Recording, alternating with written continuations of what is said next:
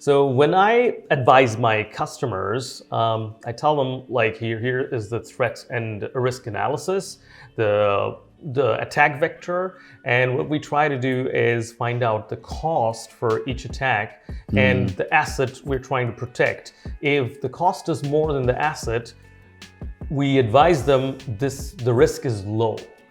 Are we making a bad choice here? Or, I mean, this is, as you know, when it comes to automotive industry, it's all about saving cost. Exactly. So there's a way to protect everything, but that's just not practical. It's not going to happen.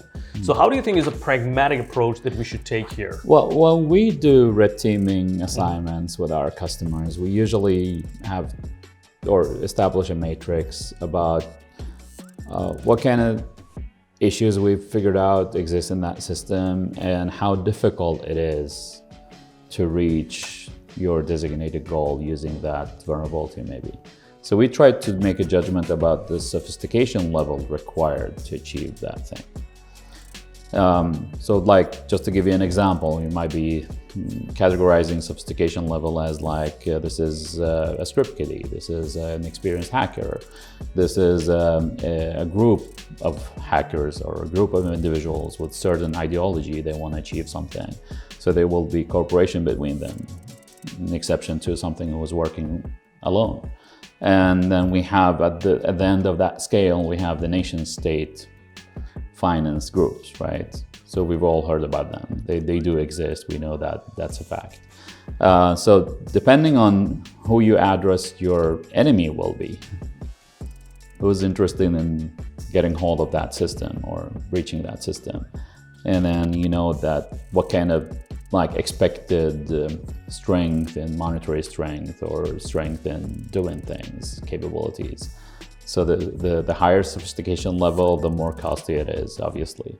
But if somebody is really interested to breach that system, no matter what it takes, then we obviously have to deal with that risk, right? Let me just give you an example of that. So there was an operation called APT-10. APT stands for Advanced Persistent Threat. And when we discover operations in the cybersecurity world, they will always get some kind of a number until they get some more fancier names. So that operation was renamed, or they got the fancy name Cloud Hopper. So the APT-10 group, they started their operation something between 2006, 2008, that's way off, right? And then the final actions were taken 2017, 2018. So that group were actually active throughout, let's say, 10 years of time. And their target was what is believed to be the defense industry related to the United States or in the Western world as such. As a matter of fact, there is actually a court case going on now in the United States against a set of individuals from China who believed to be part of the APT-10 group, which all of them are believed to be working for the Chinese government-ish, according to the papers from the court, at least from the United States. So, as said, this group had an operational time of 10 years. They targeted very high-profile type of industries. The report says they were actually into some of the NASA systems, the propulsion laboratories, and then other type of very important companies within the aviation and other type of business areas. So they targeted the network providers and the service providers.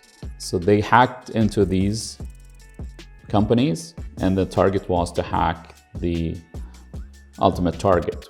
They know, okay, if I go after this company, I know they have an engagement with that one. So if I manage to hack into that one, I can reach that target I'm having or designating as my ultimate target or ultimate goal. So it took them 10 years, they actually did 2 different waves of attacks. But all in all, they were active in 10 years. And a lot of companies in the Western world were actually attacked by them, no matter if they were in that part of the industry or not. Sometimes they just exited on any kind of customer just to check what that was. Just to give you an example, that these groups have a persistency. They do have time, and sometimes they do have money enough to keep their operations going for as much as 10 years in time. So in this particular case, you will call them a nation state. That's a nation state. That's definitely a nation state. They have all the types of resources required to accomplish the goal. So whatever it takes, the time it takes is not of interest. So let them go. Let's do this operation until we reach our final goals. And that's it. So you need to address and identify the vulnerabilities you have. You need to understand what kind of attack vectors you do have towards your systems. And then how difficult is it actually to conduct operations using that attack vector? If it is a physical one, okay, what does it take to have somebody physically accessing that vehicle? Okay, that's fairly easy probably. Then if that means they can have total ownage of that vehicle, then we have a fairly high risk, right? So it's classic risk management. So you need to identify the valid attack vectors. You need to identify how difficult it is to breach that or using that vector. And then you need to understand who is interested of that. And that's probably, the last one is probably like some sort of a judgment or a guessing type of a thing. What do we think? Who is interesting? Oh, let's see, what kind of customers do we have? What kind of engagements do we have? Who do we sell our vehicles to? Who are buying these things or are interested in these things, etc.